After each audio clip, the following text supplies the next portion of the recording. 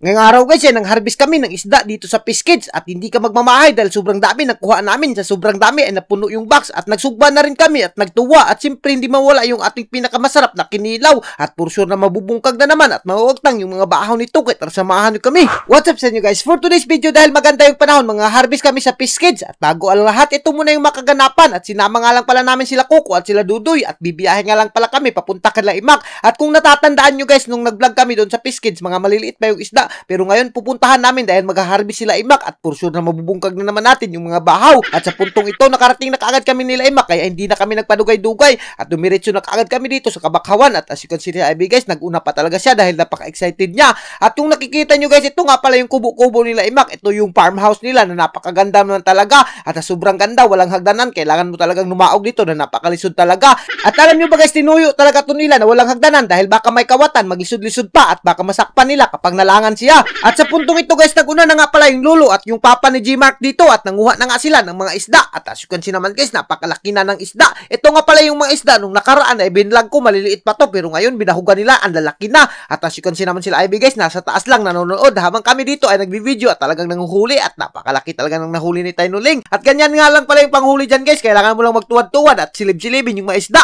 At sa puntong ito guys, nakakuha pa nga kami ng alimango. Itong alimango na to yung kumakain sa mga isda kaya pala na namamatay yung mga budas dito.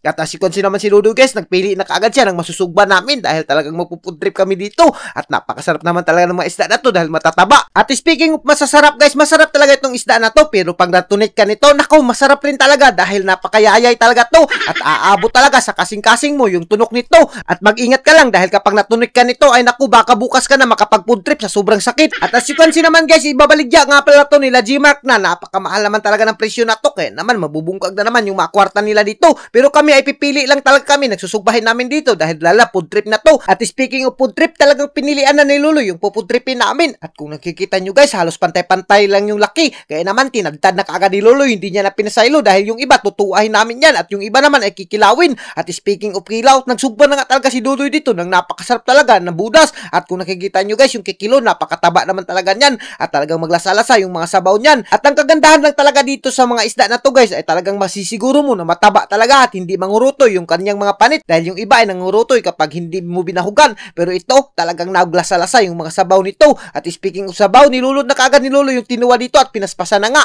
At kung nakikita nyo guys, ganyan lang yung pagtuwa natin dito at pagsugba at kailangan lang natin butangan ng kamunggay na napakasarap naman talaga. At siyempre mayroon din palang mga saang yung loob nila na Fish Kids dyan at napakarami pa kaya naman hindi natin yan papasailuin dahil pinakapaborito yan ni IB yung saang at nag-isipan nga si IB nung nakita nyo yung saang na sinugba. At as you can see naman guys, kung hindi kayo nakapikit, napakasarap naman talaga ng sinugba natin at naglasa-lasa na yung sabaw. At kung nakikita nyo guys, nag-uwil-uwil na nga yung ating isda dyan. At siyempre yung tinuwa natin pag ukab natin ay naku, luto-luto na at lata-lata na nga, medyo nasubrahan pa sa luto pero goods na yan. Pero ang kinilaw natin, yung pinakamin event natin ay hindi natin yung papasailuin at tinimplahan na kaagad natin at kinuraw-kuraw na naku, napakasarap naman talaga nito dahil walang bukog talaga. Ito yung tinatawag na boneless. At siyempre binungkang na kaagad namin yung bahaw dito dahil sisimulan na namin yung pinakamin event namin na kainan. At kung umabot ka sa video na to ay naku, sabayan nyo na kami pagkain at talagang kumuha na kayo ng bahaw. Mapamahaw pa man yan o paniud to, panihapon ay naku, kung nakapanood ka sa video na to, naku, sabayan mo na kami para hindi ka magusla at hindi ka magmamahay sa amin. At siya nga pala guys, bago ang lahat, pasalamat muna kami sa mama at papa nila G-Mark na napakabait talaga at pinapunta kami dito sa Fish Kids nila na napakarami ng mga isda. At as you can see naman si Loloy guys, talagang binungkag niya na yung bahaw at naglahi pa siya dahil hindi siya makabuilo kapag hindi siya naglahi. Ang kagandahan lang talaga sa kinain namin dito ng mga isda guys ay sobrang presko pa talaga at makakasiguro ka talaga na masarap at malasa dahil napaka-presko at bagong huli pa.